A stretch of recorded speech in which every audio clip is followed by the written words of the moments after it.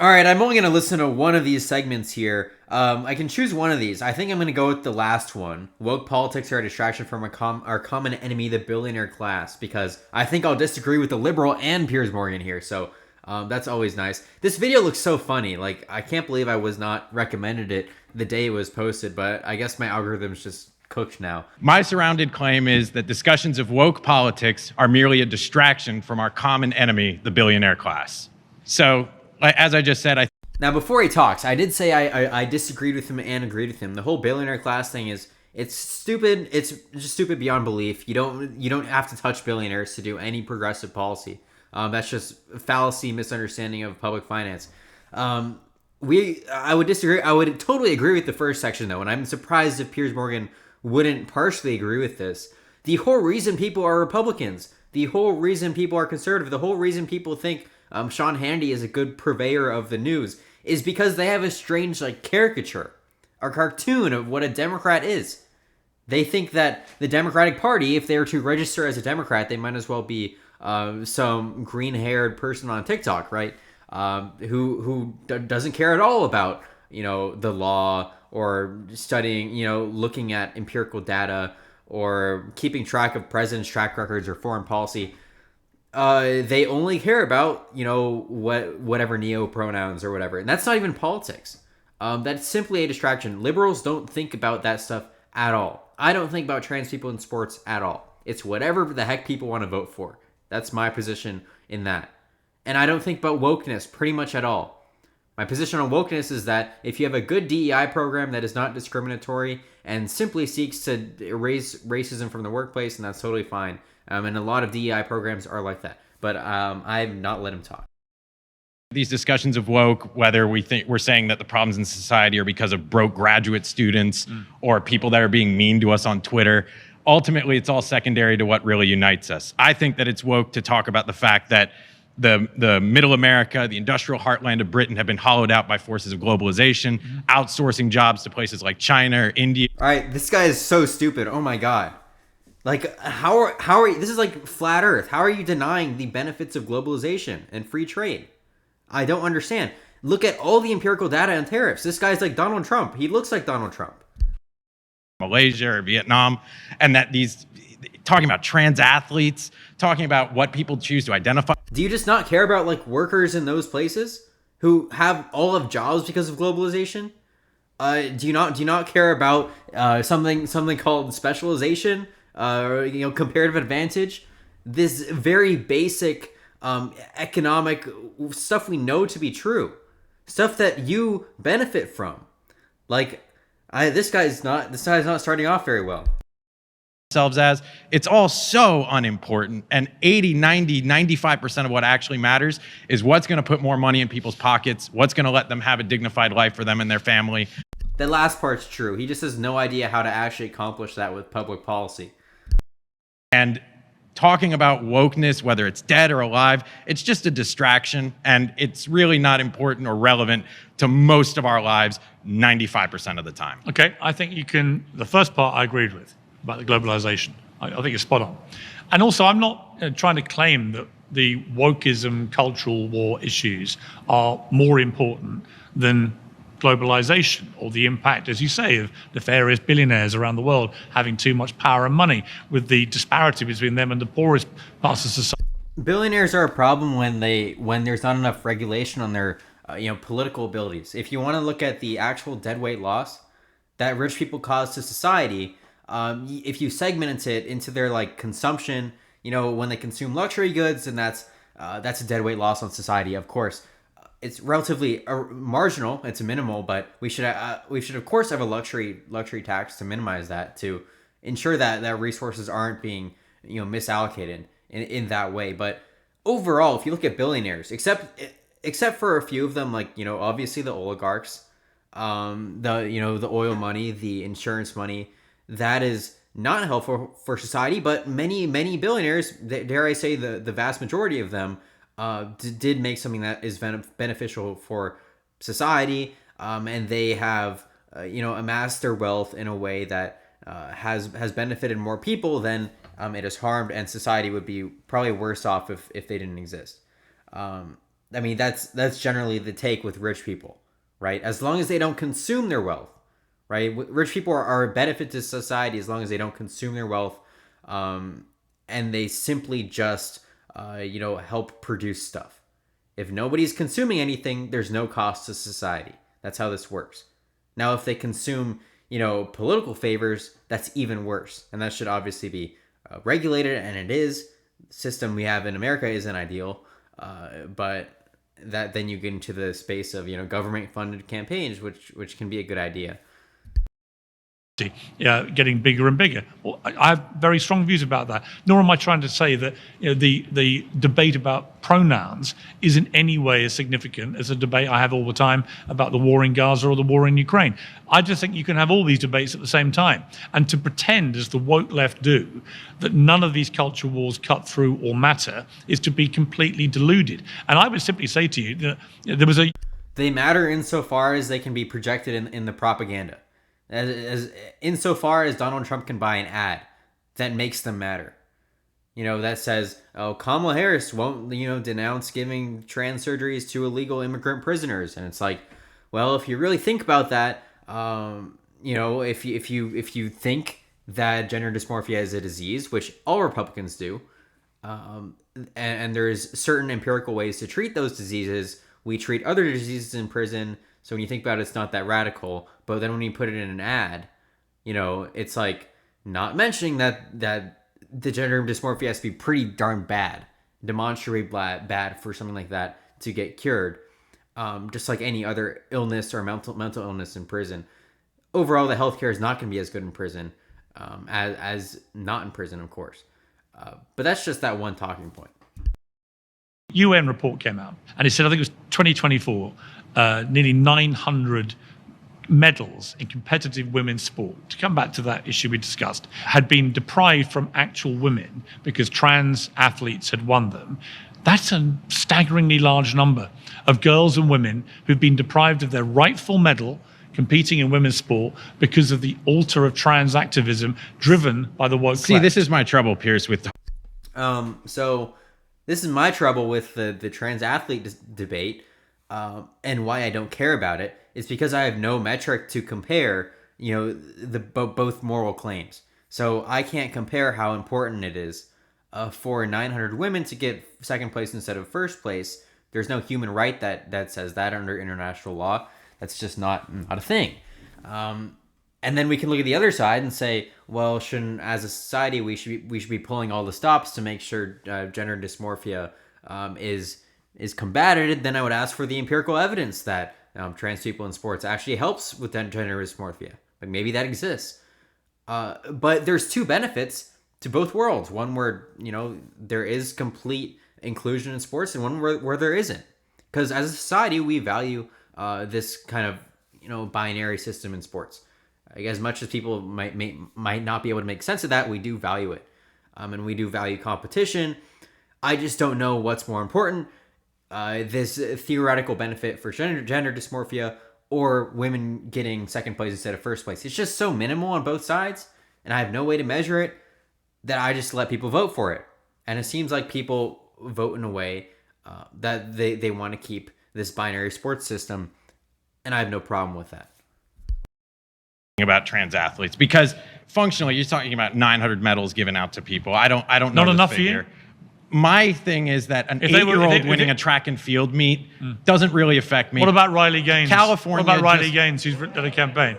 But what about Riley Gaines? I mean, why should Leah Thomas? This is exactly my point, Piers. This whole discussion of trans athletes has nothing to do with what actually matters to people's lives. I don't agree with you, though. You're talking about it because with all due it respect, gets a lot of clicks, gets a lot of viewers, I don't agree sells with you. books. I don't agree with you. And these other issues are much more important. I know, but you know who leads that campaign of saying no? So no one's been able to pin down Piers on why this is so stupid. And in my opinion, here's why it's so stupid. We can agree to have a conversation about something that's relatively insignificant, like trans people in sports. Okay. Then once you actually have that conversation, you'll find it's not very interesting. And so liberals should just have it with him, and then they'll find out it's not that interesting, because what objective metrics are we going by? How are you going to prove to me that your moral subjectivity is better than mine? You can't. There's no way to do it. And you might say, well, there's other moral issues in politics, like pro-choice versus pro-life. And I would argue, no. Pro-life versus pro-choice, you can have a very in-depth argument based on agreed upon first principles. I do it all the time. Most people who think they're pro-life are actually pro-choice. If you make them line out what they care about, explain to them, certain things about abortion, give them certain theoreticals, it becomes like, oh, I don't actually believe that life begins at conception. I don't actually believe that Adolf Hitler was more moral on average because he was pro-life for Aryans than the average American who 70% of them believe in first trimester abortion. So that is connecting on common moral ground. There is no moral ground here to connect on because I don't know how to quantify society's obsession with binary sports or whatever versus gender dysmorphia, which I don't have any data to back me up on. The woke left, most of whom think it's absolutely fine. Most of whom think someone like Riley Gaines is the enemy this is for the standing problem, up Piers, for women's rights. Is you're saying that we have time to debate all of these issues, but practically we know that society prioritizes different issues. How much time do you think I spent on the Israel-Hamas war compared to wokeism in the last calendar year? A lot of time has been spent on the Israel-Gaza war. Give me a percentage. A lot of people have died. Give me a percentage of how much time I personally devoted to one. I'm not sitting here with a other. stopwatch going, Right. how Let much me help time is you. spent on Let one. me What help I know you. is not nearly Let me enough help time you. is being Let me spent help you. on I spent a homelessness, lot. poverty. Fine. These are the issues that really matter. There are a million issues. You may not care about the trans athlete issue. I can tell you millions of people do. Who are you, all due respect? Only when they're sold this narrative in a propaganda form. That's the only time it matters. If anyone was to confront this on objective measures, they'd find it's very boring. They wouldn't engage with it at all. The only reason it matters is because we have political ads that say they matter. So that's why it's important to talk about it and not to say that those ads are wrong or that every inmate with the slightest hints of gender dysmorphia should get chest surgery.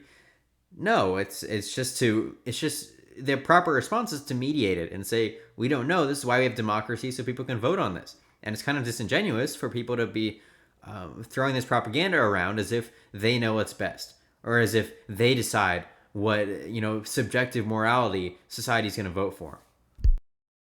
To have the arrogance to tell people what they should be caring about. You can compare. I'm not trying to tell them not to care about it. I don't think it should be at the top or even in the top 10 of the issues they actually are talking about. That's entirely your prerogative. But you should not be arrogant enough to assume you know what people care about. I know from the work I did on this book and this tour I've been doing and the conversations I've been having, a huge number of people do care about this. They genuinely have felt that the woke left have turned the world into a joyless, horrible place where everyone gets scolded, vilified, cancelled, shamed, and I don't know if has Piers gone on like Instagram Reels or something or lately. Like the world is not like that. People are making the most. You go on Instagram Reels and the first post with like a Hitler is all the comments are like 271,000 at most, or like it never happened, or the Jews did 9/11. That's like a very moderate position on Instagram Reels. The Jews did 9/11. This is not what our society looks like right now. For people who look like Piers, who are very old, maybe it does look like that because he invites some of the most insane people in our modern political landscape onto his show. And they say exactly this. He has not taken a poll here. If he did take a poll, he'd get the results he wanted because people are subjected to caring about something they don't actually care about. I'm shot because of what they're saying. But this is the whole I think that does matter. Of social media and the way that public discourse works is instead of talking about the issues that are the most relevant to people's lives, I'm not talking about whether they care or not, but I'm talking about relevance, how much it actually matters to your life. Okay. The economic issues. Do you have any kids? I do not have kids. If you had a daughter, I've got a 13-year-old daughter. She's showing no sign of doing this, but if she had aspirations to be an Olympian, for example, would you feel differently if her Olympic place was taken by a trans athlete? I do not want anyone's Olympic dreams to be crushed, but I think that their ability to get a well-paying job is much more important and something we should be focusing on. Then you made it clear you think that the Olympic dream... I feel like most people would be slightly frustrated in that position. I can't speak to anything like like what my opinion is, but at the end of the day, we're just throwing around opinions. Nothing really to logic and reason out. In my opinion here. Irrelevant. I much prefer to focus on the American dream than an Olympic dream, So personally. you have your fixed set of things that you care about. I respect that, right? A lot of people will. But again, Piers, I think everybody disagree. cares about these things. But they don't work people up as much, and so it doesn't get as much airplay. Well, of course they do. No, we all know that if this was a discussion about the minutia of healthcare policy, it would not get as many viewers as an hour-long conversation about trans athletes. But you don't think, come on, we know this. But you don't think that issues, for example, like the wars in Ukraine and what does he mean by minutia of healthcare policy? Healthcare policy is probably the least minutia issue there is out there. Get people angry and passionate. If it bleeds, motivated. it leads. Of course that matters. Of course. You don't think war and peace is incredibly important. You don't think the issue of globalization and the impact on people's jobs and lives has not been the subject of a lot of passionate, angry, animated debate? I think it gets far less airtime than it deserves, because what we see is that whether you're on the right populist side or the left populist side, they've all got their fingers squarely aimed at the puppet masters pulling the strings behind our whole system. But it's the people in the middle, and this is what I wish people would really understand at home. It is not the left. Is this like Donald Trump, Cenk Uygur? I don't know who this guy is, but I don't like him. I mean, why are we just using the term populist? And like, populist is a term you use when you turn your brain off and you start like literally. Cenk just trotted out that term, and a year later he started denying 9/11, essentially, de facto. It's just no one who calls themselves a populist actually looks at anything or actually knows anything.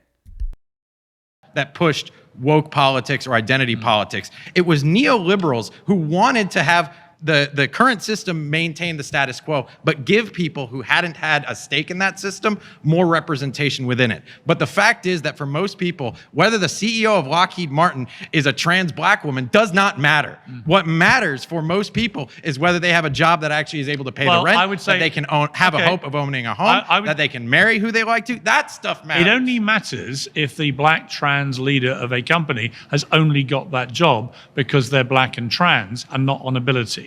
Because then you move into a country and society which prides itself on mediocrity over meritocracy. I believe in opportunity for all at the bottom rung. But once that ladder starts, I believe only the most capable people should get to the top. The people getting tens of... It's irrelevant. I mean, it's just irrelevant. Point to me the DEI policy that Piers is referring to, and I would disagree with it. The point of DEI is to enhance meritocracy. It's not to decrease it. This is what a lot of conservatives have not thought about. The point of DEI is to make sure that you are replacing your personal biases as an employer to potentially work with people who look like you or have the same culture as you with a prerogative to meet to meet how the general demographics of how society is split up ethnicity wise, as a better guidance to who you should hire than like, oh, Kevin is a white family guy.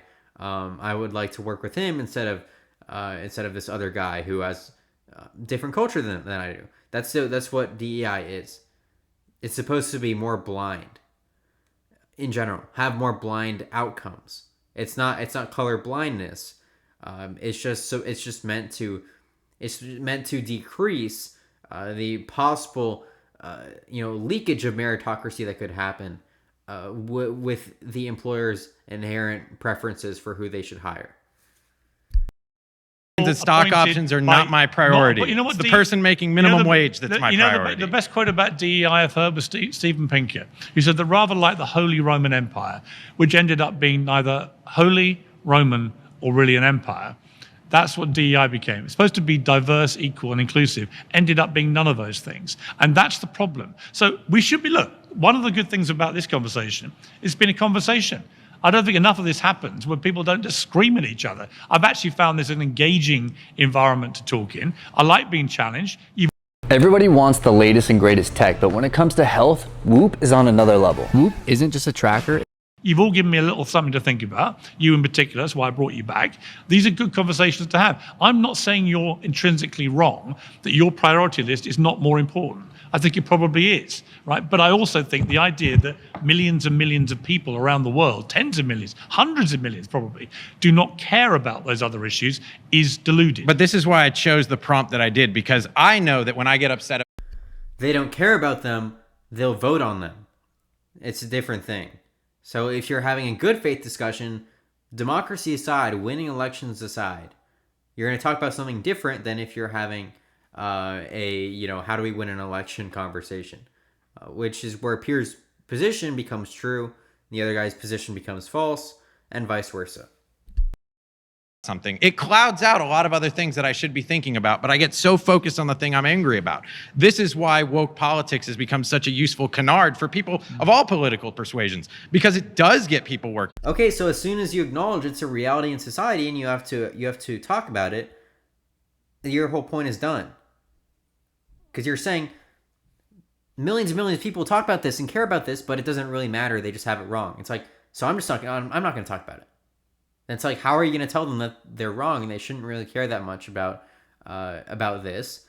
It should influence their voting maybe like 0.5% at most. Because it does speak to basic issues of identity and belonging and meaning. And when you undermine that, people do get really upset. And what that does is it takes away their emotional and intellectual bandwidth from the things that would materially improve their lives. And that is why I think that this whole conversation, not that it's not important, but it should not be crowding out, as it is in our public discourse, all the other issues that are so much more important. That's why you saw, I know you don't agree with Mamdani in New York, Mamdani did not run a campaign on woke politics. He aimed it squarely at cost of living, affordability issues, and he won more votes than anybody in New York City in the last 60 years. Hang on. He also promised, like all good socialists, he's going to give everyone everything for free. And let me tell you what's going to Not everything. Even the grocery stores won't be free. Buses will be free.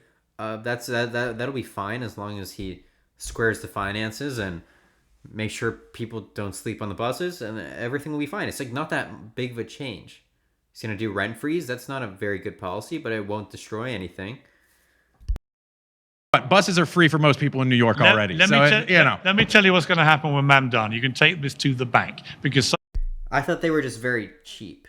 I don't know. Some people have like a waiver, but I'll have to fact check him on that. I don't think that's true. Most people do have to pay. Some people a lot less. Has never worked anywhere in the world for any sustained period of time. Mamdani is going to let down all the people that voted for him because he will not be able to afford to do anything like the stuff he says he's going to do. You can take it to the bank. Well, this is where I agree with you, Piers. Definitions matter. Socialism is about public ownership of the means of production. Zoran Mamdani is not proposing seizing, JP Morgan's building. He literally said he wants to take control of productivity.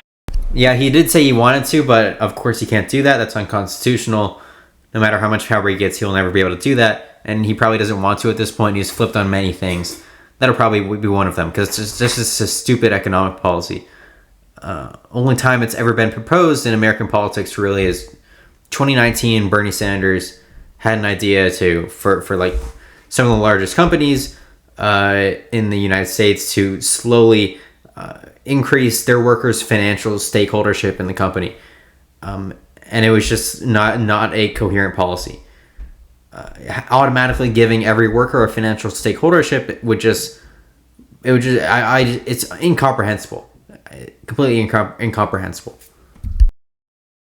I have not seen him say that. He's a communist. He is not a communist. Literally, that is the rhetoric of a communist. He is not a communist. And again, if you want to drink the Mamdani Kool-Aid, fine with you, right? Communism is a stateless, currency-less society. Communism is a farce. A communist masquerading. I think it's good to have more candidates like New York has never had a guy like that running the city. Like Mamdani, who are focused on cost of living and affordability, speaking to the issues that actually matter in people's lives. Childcare being $22,000 a year. We may disagree on how to provide that childcare, but you're speaking to an issue that affects 80% of families, 80% of parents. I agree. So let's talk about that more. I agree. Trans athletes, with all due respect, you brought up Riley Gaines. There might be a couple of others, but we're talking about a vanishingly small number. No, we're not. And what I'm concerned about not. is the little girl who just wants to be on a team, Fine. who just wants to participate in her community. Fine. And I look at all the young California children who saw trans athletes participating, and they didn't care at all, man. So why does everybody else, when the kids get that this is bogus? Here's what happens, Nick. I know you're going to get your little round of applause. I know, it's easy. But here's it's what easy happens. to get that. When the little girls grow up and they get to be Riley Gaines and they're actually competing for a living, and this is their livelihood and their dream, and they dream of getting to win competitions to get to the Olympics. Well, luckily, and then, Riley didn't become anything, did she? Well, she's just a commentator. Actually, she did become her something. Olympic dream was sadly never going to be. You may be glib about it, but actually what happened is a 6'3" biological male came in and began to destroy the integrity of women's swimming in America. You may not think that matters. I do. That's why I talk a lot about this. That's why Riley's been brave to talk about it. That's why J.K. Rowling was brave to talk about it. And the idea that I know, you can all vilify J.K. Rowling. I don't even like her. She hates me. She called me a disgusting, toadying Trump apologist when I was on Bill Maher once, when I got told to fuck off. So I've got no truck for her whatsoever, right? But on that issue, I've loudly supported her. Yeah, the bus thing in New York City is a lot of people get 50% off if you're like a senior or disabled or have low income. Other people pay the full price. And then some localities have managed to make it free somewhat. It's kind of vague. But Piers is a Trump shill. He gets almost everything wrong when he talks about Trump. I was hoping he would talk about it in this video. That would have been a lot more exciting. He said some really stupid things about Trump's legal cases. But we can't have the most fun all the time. Which is kind of what I feel about the Trump thing, by the way, is that the hysteria that goes around him, it doesn't help anybody. You're better off saying, well, Trump does something good. For example, if I was to ask you as a group, is it good that Trump has basically shut the southern border down after the Biden administration let in 10 million people illegally over that border in 4 years? And Yes. Okay, my wish got granted. We're talking about something real now. The Biden administration had about 10 million border encounters, 2 million gotaways. About 5 million people were sent back to where they came from. A lot of those were under Title 42. So when he says 10 million people were let over, no, none of them were let over the border. That never happened ever. The closest to that is parole, but parole numbers are not included in the encounters numbers, right? They were let over in legal processes, or they evaded Border Patrol. Those are the two options. And if you look at the amount of people who evaded Border Patrol under Joe Biden, as a percentage of encounters, it's actually pretty low. I believe the lowest in recorded history. It was like 50% under Clinton, and under Biden, it was much lower, ratio low of 8%. He could not maintain it, though. That is the Cato polling on that, if you want to go look at it. conservative estimate. Is that a good thing? The honest, intellectually honest answer should be yes. Are there issues now about the way ICE has been going around picking up undocumented people who may have built their lives here, contributed to society and so on?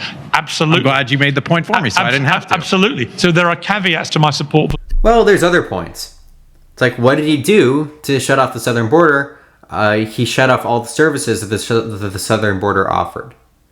And part of why he was able to get encounters so low is because he was willing to deport people to third countries without giving them the proper interviews, proper avenues that they're mandated to have under statutory law. And the courts disagree with him there. He had an executive order protecting the states against invasion, something like that. Completely banned asylum on the southern border. That is currently in litigation. There's a class action lawsuit about that. Got its first ruling in July, then some stuff has happened to the class since then. Look at other metrics like refugee. He completely shut down the refugee program. He completely shut down people's TPS, completely shut down CH&V parole. Now he's completely shutting down Afghanistan. Any proceedings for people with Afghanistan status or parole status. So he's taking away all of these legal statuses. He stopped he stopped processing Uniting for Ukraine, right? This is all stuff he did to slow down the amount of people coming into the country, many of which are legal. So he's creating at least 1 million, probably if he gets his way, depending on what the courts do, illegal immigrants. He's creating people who were previously vetted into illegal immigrants. And some of these people, like the guy who did the shooting, They had such a strong case for asylum that Trump even granted it to them. Of course, he came through on Operation Allies Welcome, so he didn't apply for the ban that Trump put on the southern border. But then Trump goes ahead and blames Biden anyways, even though his judges granted him asylum. So that's the deal there.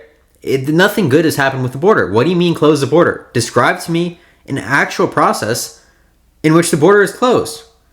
Like, what do you mean? It was always illegal to cross the border. You could go up there and claim asylum. Under the Biden administration, there was never a time when asylum was fully fledged. Under Title 42, enforcement slowed down a little bit, but you were expelled. Most of the expulsions, remember, 5 million people were repatriated by the end. Half of the 10 million number he likes to cite. I mean, that those people were denied asylum.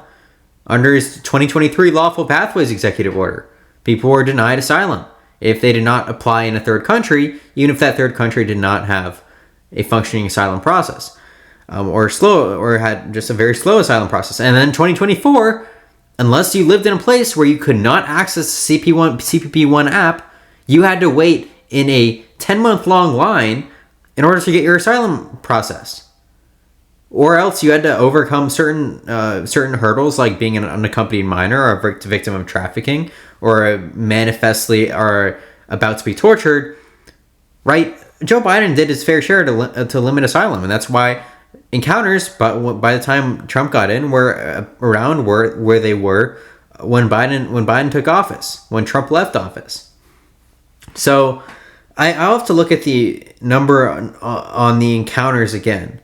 But it looks like it's a function of ICE operating around the border, and it also looks like it's a function of just not offering any possible legal refuge for the people who come to the border, even if they're unaccompanied minors. That is what Trump did. He literally shut it down. You might think that's a good thing. It's actually a bad thing. Overall policy. But on the southern border, everybody should be able to say that's a good thing. And they should also applaud Trump for trying to forge peace in places around the world where there is war, be it Gaza, where he got the hostages out. You'll never hear me criticize peacemaking. So my point is, if the hysteria just... Do these people just not know anything? Like, what has Trump solved? Yeah, I mean, he did two good things that are at this point in the history are irrelevant. He got the hostage back. That one hostage back, negotiating behind Israel's back. He also signed a ceasefire with the Houthis behind Israel's back. Now that has gone on and off since then. But it's like, that's pretty, I mean, he has gotten Netanyahu to agree to his 20-point plan, which is probably going to fail. I'll do a video about that later. Which should get their hostages released. It also gave Hamas...